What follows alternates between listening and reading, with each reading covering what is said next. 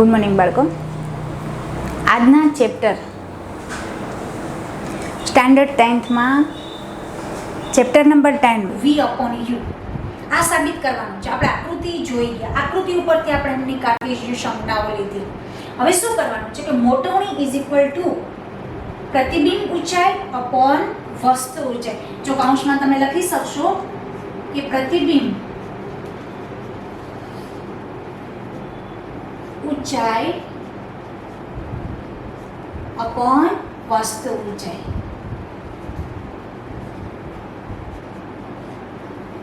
તો પ્રતિબિંબ ઊંચાઈને કોના વડે દર્શાવવામાં આવે? h ડેશ વડે. અને વસ્તુ ઊંચાઈને કોના વડે આવે? h વડે. મોટવણી બરાબર આપણે આ જોયું હમણાં.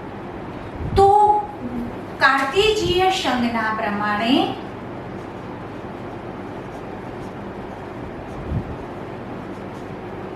કાર્ટેશિય સંજ્ઞા પ્રમાણે શું કરવાનું છે? તો કે તમારી પાસે કાર્ટેશિય સંજ્ઞા પ્રમાણે AB બરાબર શું હતું? તો કે h. a dash b dash બરાબર તો કે h ડેશ હતું, રાઈટ. અને OB બરાબર -u અને o ડેશ b બરાબર v. આટલું હતું. કાર્ટેશિય સંજ્ઞા પ્રમાણે આપણે આટલું જોયું હતું. હવે શું કહેશું કે બરોબર AB અપોન, જો પહેલા તો તમે આખું તમને ત્રણેય ચોકઠા બતાવી દો. ત્રિકોણ આપણે આકૃતિમાં બંને ત્રિકોણ જોયા હતા કે બંને ત્રિકોણ સમરૂપ ત્રિકોણો છે. કયા કયા ત્રિકોણ?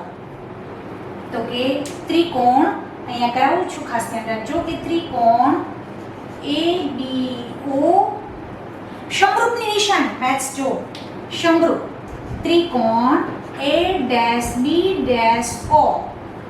આ બંને ત્રિકોણો કેવા છે? તો કે સમરૂપ ત્રિકોણો છે. કેવા છે?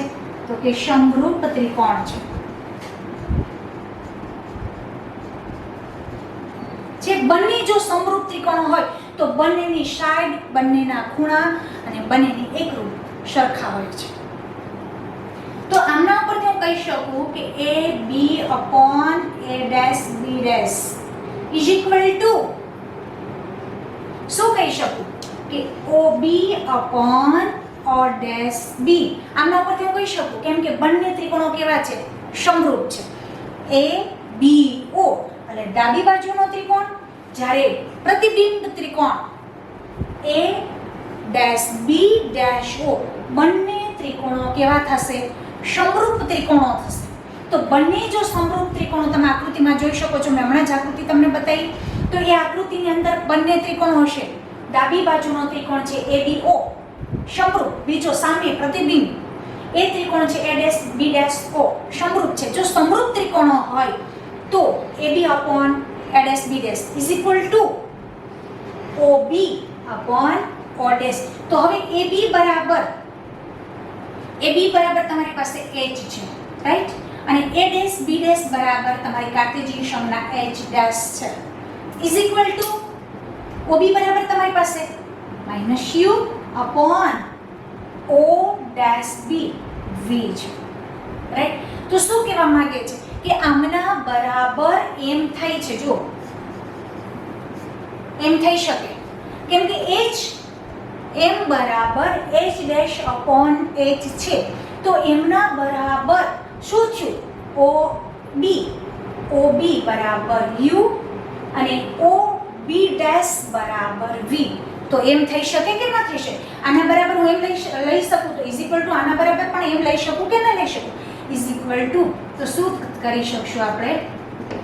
v minus upon v minus u પણ તમે કરી શકો છો. તો m બરાબર v માઇનસ u. સાવ ઇઝીમાં ઇઝી આ સૂત્ર છે. પરંતુ જો તમને કાર્ટેશિય સંજ્ઞાઓ આવડે તો કે AB બરાબર આકૃતિ સામે આકૃતિ દોરશો તો જ માર્ક્સ મળશે. જો તમે લેન્સ દ્વારા મળતી મોટવણી બરાબર આ સૂત્ર લખીને જો આકૃતિ દોરશો આટલું જ છે, પરંતુ જો આકૃતિ હશે તો જ માર્ક્સ મળશે. કેમ કે આ સમરૂપ ત્રિકોણો છે, આપણને ક્યાંથી ખબર પડશે? આકૃતિ ઉપર. એ તમે આ વસ્તુ ઉંચાઈ છે, પછી ત્યાંથી કેન્દ્ર, રાઈટ, આ ઓ કેન્દ્ર છે, પછી ત્યાંથી તમે લઈ જશો, બરાબર છે, તો એ પણ ત્રિકોણ છે. તો આ ત્રિકોણ અને આ ત્રિકોણ જો સમરૂપ ત્રિકોણ હશે તો જ એના ઉપરથી આપણને આ સૂત્ર મળશે કે AB NH બરાબર A ડેશ B ડેશ છે. તો AB upon A dash B dash, તો AB બરાબર કેટલું હતું? H. તો તમે H લખી શકો. A ડેશ B ડેશ બરાબર કેટલું હતું? તો કે H dash is equal two BO B dash O કરી શકો. તો OB બરાબર કેટલા છે? U.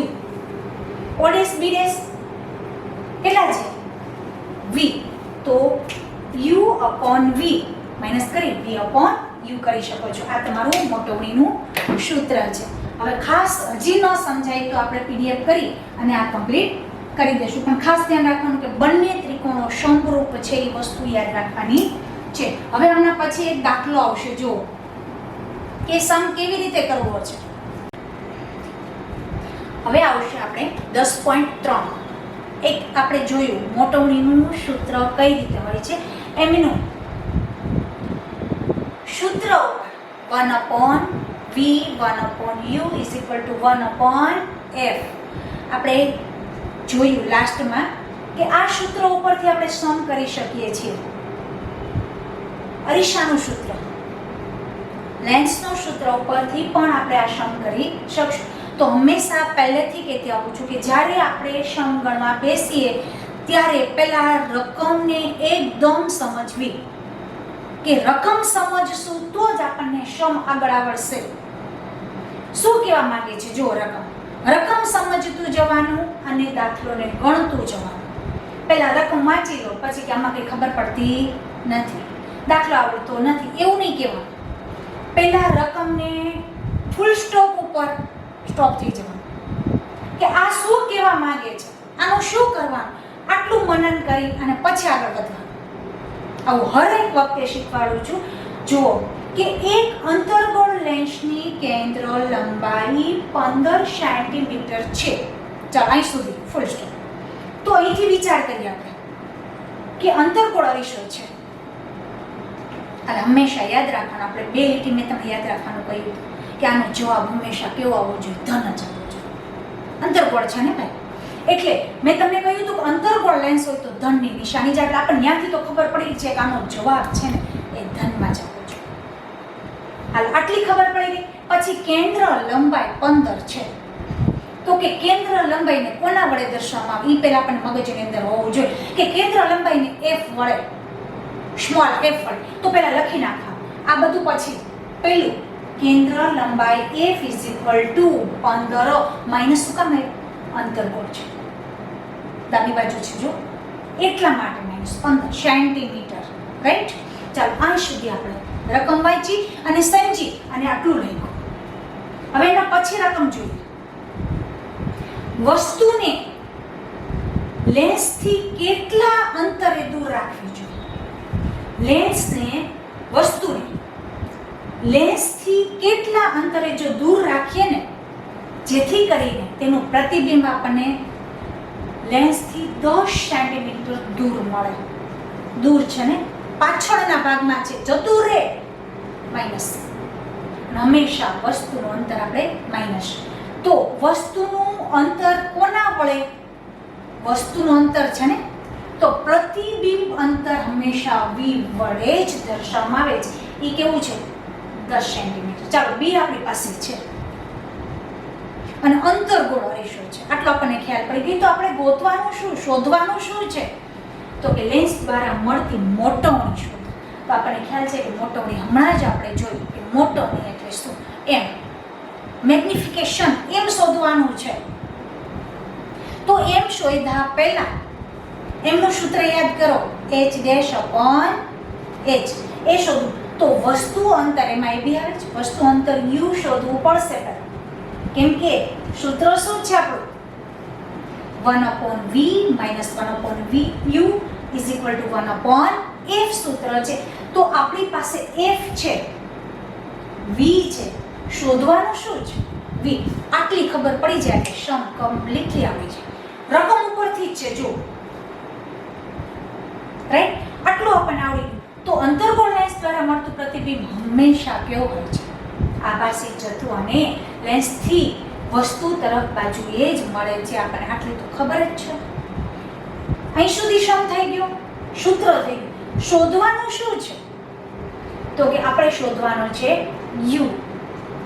હંમેશા સમ કરો ત્યારે ઇઝ ઇક્વલ ટુ ની નીચે જ ઇઝ ઇક્વલ ટુ આવવું જોઈએ. જ્યારે આ સૂત્ર છે અહીંયા રાખ્યું છે, અહીંયા નહીં.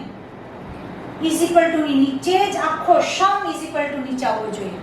જવાબ પણ ઇઝ ઇક્વલ ટુ ની નીચે જ ઇઝ ઇક્વલ ટુ આવવું જોઈએ. જો આ પદ્ધતિ કરો એટલે જોવાવાળાને પરફેક્ટ, તમારો સમ પણ પરફેક્ટ જોઈએ.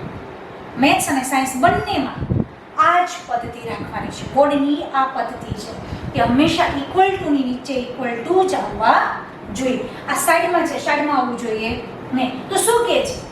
u ને બહાર કાઢો.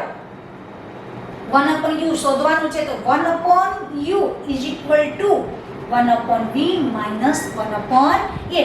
શોધવાનું આ છે ભાઈ. આપણે શોધવાનું શું છે? તો કે આ છે. એટલે એમને બહાર કાઢી લો. Is equal to 1/u is minus plus છે, એની જગ્યાએ કેવાથી જશે? Minus 1/a. તો હવે તમારે 1/v is equal two 1/v. તો v કેટલા છે અહીંયા જોતા જાઓ. 1/10 માઇનસ ના માઇનસ 1/f છે. તો f કેટલા છે આપણી પાસે? 1/15 છે. એ જ પછી સાઈડમાં ક્યારે લખવાનું નહીં. ઇક્વલ ટુ એટલે ઇક્વલ ટુ અહીંયા જવા જોઈએ. પાછું આ પદ ક્યારેય પાછળ લખવાનું નહીં, આ બાજુ આવવું જોઈએ. તો કે 1/10 માઇનસ માઇનસ માઇનસ હંમેશા કેવાથી જશે? પ્લસ. તો પ્લસ 1/15. હવે આનો લસા લેવાનો છે. આ 30 ક્યાંથી આવ્યા? તો કે આ બંનેનો શું લીધો આપણે? લસા. તો તમને ખ્યાલ છે 5 2 10 3 5 15. એટલે એનો લસા કેટલો આવશે? 30. 15 દુ 30. લસા કેટલો આવશે? 30. 30 આવ્યો તો આને 30 કરવા માટે મારે ઉપર કેટલા વડે ગુણવું પડે ભાઈ? 3 વડે, રાઈટ? 10 3 30 થશે. અહીંયા 30 આવ્યું છે તો 15 છે, તો એમને કેટલા વડે મારે ગુણવું પડે તો મારે 30 આવશે? એ જ લસા. તો શું કરવું પડશે? 2 વડે. 2 15 2 30. એટલા માટે 2 આવ્યા અને 3 આવ્યા. લસા 30 થઈ ગયો. હવે શું કરવું પડશે? -3 + 2. 3 માંથી 2 માઇનસ પ્લસ માઇનસ. તો 3 માંથી 2 જશે તો કેટલા આવશે? 1. અહીંયા ભૂલ છે, મોટા પદની નિશાની આવે છે. મોટા પદની નિશાની કઈ આવી છે? -3. તો એમની નિશાની આવશે. તો જ આપણો જવાબ અંતર્ગોળ છે ભાઈ. તો જ આપણો જવાબ ધનમાં આવશે. નકર તો ઋણ થઈ જશે. તો ઋણ હોય તો બહિર્ગોળ લેન્સ થઈ જશે. તો શું કહેવા માંગે છે? 3 માંથી 2 જશે એટલે -2 અપોન -3. તો 30 તો છે જ. શું કામ? જો અહીંયા માઇનસ માઇનસ પ્લસ, તો અહીંયા પ્લસ આવે તો આ તો માઇનસ જ છે ને, એટલે -3 મૂક્યા છે, 30 મૂક્યા છે. હવે બંનેમાં 1/30 આવ્યા છે. હવે તમારું u બરાબર કેટલા આવ્યા? કેટલા આવ્યા છે? -30 સેન્ટીમીટર. પરંતુ જો આ માઇનસ હોય, આ માઇનસ હોય, માઇનસ માઇનસ બંને કેવાથી જશે? પ્લસ. એટલે આ જવાબ આવે નહીં, આપણો વસ્તુ અંતર આવે છે. એમને પણ એવું લખ્યું છે જો, અથવા આ જવાબ ક્યારેય માઇનસમાં આવે નહીં. અથવા એને લખ્યું છે અથવા આમ વસ્તુ અંતર 30 આવે. આ જવાબને ક્યારેય ધ્યાનમાં નહીં લેવાનો, માઇનસ જ આવશે. એટલે માઇનસ માઇનસ કેવાથી જશે? પ્લસ. તો વસ્તુ અંતર 30 સેન્ટીમીટર જ મળશે તો ધન થશે. તો જ અંતર્ગોળ લેન્સનું પ્રતિબિંબ મળશે આપણને. હવે મોટવણી કરવાની. ચાલો શોધવાનું છે મોટવણી જ. બરાબર? તો મોટવણી શોધતી વખતે આપણે શું કરશું? ચાલો 30 તો મળ્યા આપણને. એ 30 આપણે કેવી રીતે મેળવ્યા છે? તો મોટવણી ઇઝ ઇક્વલ ટુ હમણાં સૂત્ર મેળવ્યું v/u. તો આપણને u મળી ગયું છે, હમણાં જ શોધ્યું આપણે 30. તો v આપણી પાસે કેટલા છે? 10. અને કેટલા છે? 30. જો છે માઇનસ માઇનસ પ્લસ થઈ ગયું. 10 અને 30. 10 3 30 છે ઉડાડો.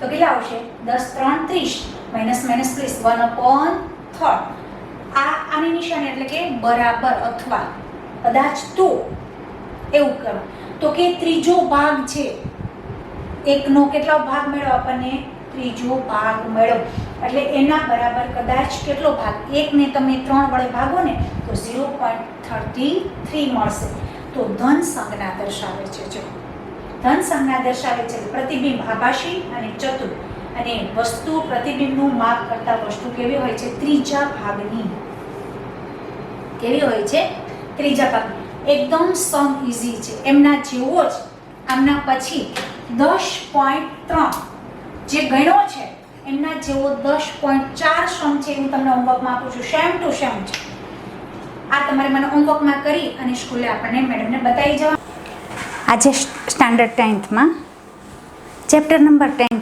જે લાસ્ટ સમય સુધી પહોંચી ગયા છે. હવે લાસ્ટ પેરેગ્રાફ આ લેશનનો જેમાં એક સૂત્ર જરૂરી છે ડાયોપ્ટરનું. બાકી અત્યાર સુધીમાં આપણે આ લેશન બહુ સરસ રીતે આકૃતિ કિરણાકૃતિ કરી અને સરસ વ્યવસ્થિત સમજ્યા છીએ. હવે છેલ્લો પોઈન્ટ છે તમારો લેન્સનો પાવર કે તમે શીખી ગયા છો કે પ્રકાશનું કિરણનું અભિસરણ અને અપસરણ એટલે કેન્દ્રિત થાય અને વિકેન્દ્રિત થાય. અભિસરણ અને અપસરણ કરવાની લેન્સની ક્ષમતાનો આધાર તેની કેન્દ્ર લંબાઈ એટલે એફ ઉપર જ હોય છે. યાદ રાખવાનું શું છે કે દાખલા તરીકે જો ટૂંકી કેન્દ્ર લંબાઈ એટલે કે એફ બહિર્ગોળ લેન્સ પ્રકાશના કિરણોને મોટા ખૂણે વાંકો વાળે છે. આ વસ્તુ યાદ રાખવાની શું કે જો ટૂંકી કેન્દ્ર લંબાઈ વાળો બહિર્ગોળ લેન્સ હોય ને ટૂંકી એફ વાળો તો પ્રકાશના કિરણને ખૂણે મોટો તરફ વાંકો વાળે છે અને જો તેને પ્રકાશીય કેન્દ્રની નજીક કેન્દ્રિત કરે છે. આ જ પ્રમાણે ટૂંકી કેન્દ્ર લંબાઈ વાળાનું અંતર્ગોળ લેન્સ હોય તો મોટી કેન્દ્ર લંબાઈના લેન્સ કરતાં વધારે અપસરણ કરે છે. એટલે જે આપાત થાય છે પ્રકાશના કિરણો એના કરતાં વધારે વિકેન્દ્રિત થાય છે. પ્રકાશના કિરણોનું અપસરણ અને અભિસરણ પ્રમાણ લેન્સના પાવરના પદમાં દર્શાવવામાં આવ્યું છે. કયું પદ દર્શાવ અપસરણ થાય છે એટલે કે કેન્દ્રિત થાય છે અને વિકેન્દ્રિત થાય છે એ પાવરના પદ તરીકે દર્શાવ તો પાવરનું પદ પી વડે દર્શાવવામાં આવે છે. લેન્સની કેન્દ્ર લંબાઈના વ્યસ્ત લેન્સના પાવર તરીકે વ્યાખ્યાયિત કરવામાં આવે છે. એટલે લેન્સ આપણે શું કીધું છે પાવરની વ્યાખ્યા કઈ છે જુઓ કે લેન્સની કેન્દ્ર લંબાઈના વ્યસ્તને લેન્સના પાવર તરીકે ઓળખવામાં આવે છે. તેને મૂળાક્ષર પી વડે દર્શાવવામાં આવે. શું કહેવાય છે લેન્સની કેન્દ્ર લંબાઈ એટલે એફને એફના વ્યસ્તને એટલે 1/f ને લેન્સના પાવર તરીકે એટલે પી ઇઝ ઇક્વલ ટુ 1/f તરીકે જેને મૂળાક્ષર પી વડે ઓળખવામાં આવે છે. એફ કેન્દ્ર લંબાઈ ધરાવતા લેન્સનો પાવર P1 હોય P2 હોય કેમ કે આંખો આપણે જોઈએ ને ત્યારે લેન્સમાં આપણે જોયું છે કે બહિર્ગોળ લેન્સ છે ને એ ડૉક્ટર યુઝ કરે છે. શું કામ આંખોના ચશ્મા માટે. તો હવે એમને કહીશું આપણે કે પાવર P1 P2 P3 એવી રીતે હોય છે તો P is equal two 1/f. હવે એમના પછી જોઈશું આપણે આ સૂત્ર યાદ રાખવાનું કે લેન્સના પાવરને હવે તમારું આમાંથી એક માર્ક્સનો પોઈન્ટ ટૂંક જવાબી જે અહીંયા આપેલો છે તમને બરાબર. શું કહે છે કે લેન્સના પાવરનો એસઆઈ એકમ ડાયોપ્ટર. લેન્સના પાવરનો એસઆઈ એકમ કયો છે ડાયોપ્ટર છે જેને મૂળાક્ષર ડી વડે દર્શાવવામાં આવે છે. ડાયોપ્ટર કદાચ બોર્ડની અંદર તમને એમ પૂછાય કે 1 ડાયોપ્ટર ઇઝ ઇક્વલ ટુ કેટલા મીટર. આ આટલું શીખવા માટે મારે એક જ આખો પેરેગ્રાફ લેવો પડે. ટૂંક જવાબી ક્વેશ્ચન છે કે એક ડાયોપ્ટર શું કહે છે કે ડાયોપ્ટર એટલે શું તો કે કેન્દ્ર લંબાઈને મીટરમાં દર્શાવવામાં આવે તો પાવરને પણ કેમાં દર્શાવવામાં આવે ડાયોપ્ટરને. તો ડાયોપ્ટરને કોના વડે દર્શાવવામાં આવે ડી વડે. આવા લેન્સનો પાવર એ છે કે કેન્દ્ર લંબાઈ જો 1 મીટર હોય તો 1 મીટર છે લેન્સના પાવરની કેન્દ્ર લંબાઈ 1 મીટર હોય તો એક ડાયોપ્ટર ઇઝ ઇક્વલ ટુ કેટલા મીટર તો કે 1 મીટર ઇન્વર્સ 1. તમે નોંધ્યું હશે કે બહિર્ગોળ લેન્સ, આ વસ્તુ તો આપણે લેશનની અંદર વારંવાર આવ્યું છે, લગભગ 5 વખત આવ્યું કે બહિર્ગોળ હોય તો ધન, અંતર્ગોળ હોય તો ઋણ. એના ઉપરથી જ આપણે આ ચશ્માના નંબર જે ડૉક્ટર લોકો નક્કી કરે છે ને આમના ઉપર કરે છે કે ઋણમાં છે કે ધનમાં છે. કેવી રીતે? તો કે બહિર્ગોળ લેન્સનો પાવર ધન અને અંતર્ગોળનો ઋણ હોય છે. ઓપ્ટિશિયન જો છે, ઓપ્ટિશિયન શુદ્ધિકારક ચશ્માના પ્રત્યક્ષ પ્રતિબિંબ માટે લેન્સને પાવર વડે દર્શાવે છે.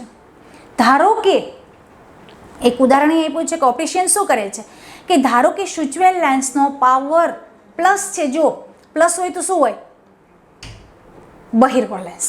તો +2.0 ડાયોપ્ટર છે. તો એનો અર્થ એમ થાય કે સૂચવેલ લેન્સ છે એ કયો હોય? બહિર્ગોળ. શું કામ? કેમ કે બહિર્ગોળ લેન્સ હંમેશા શું સૂચવે છે? ધનની નિશાની સૂચવે છે, અંતર્ગોળ હંમેશા ઋણ. તો એવી જ રીતે આ લેન્સની કેન્દ્ર લંબાઈ કેટલી હોય? 0.5 મીટર હોય છે. અને આ જ પ્રમાણે જો માઇનસમાં હોય તો -2.5 ડાયોપ્ટર હોય તો કેન્દ્ર લંબાઈ પણ કેટલી થાય? તો લેન્સની કેન્દ્ર લંબાઈ -0.40 મીટર છે. તો આ લેન્સ કયો કે ઓનલી ફોર શીખવાનું શું છે? જો પ્લસ હોય તો કયો લેન્સ કહેવાય છે? બહિર્ગોળ. પરંતુ જો માઇનસ હોય તો એ લેન્સ કયો કહેવાય? અંતર્ગોળ. આ વસ્તુ તમારે યાદ રાખવાની છે. આપણું લેશન અહીંયા સ્ટાન્ડર્ડ 10થમાં લેશન નંબર 10 અહીંયા પૂરું થાય છે. અત્યાર સુધીમાં મેં તમને 1, 6, 10 અને 15, 10માની અંદર આપણે 4 ચેપ્ટર કમ્પ્લીટ કર્યા. આ ચેપ્ટરનું મેન મુદ્દા એ હું તમને PDF કરી અને 1-2 દિવસમાં સેન્ડ કરીશ, જે મેન મુદ્દા છે. Thank you.